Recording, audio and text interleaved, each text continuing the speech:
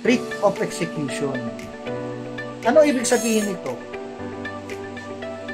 Pagka nag-grant yan ng korte, magkakaroon ng court order yan, any properties under your name, at medyo yan tutugma dun sa utang mo sa sasakyan. Halimbawa, ang sasakyan mo ay Innova, inabot na ng utang mo ng mga 2 milyon dahil sa penalties and charges.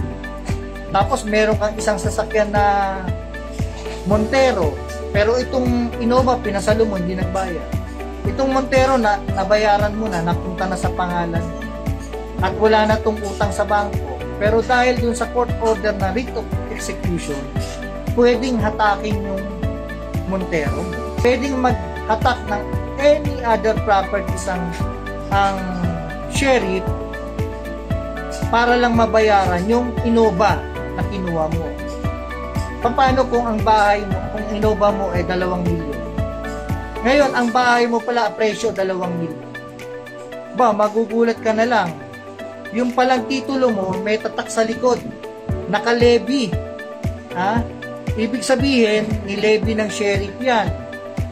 Hindi mo na rin basta-basta mabebenta ang bahay mo hanggang sa dumating ang order na kinukuha na pala ng sheriff ang bahay mo.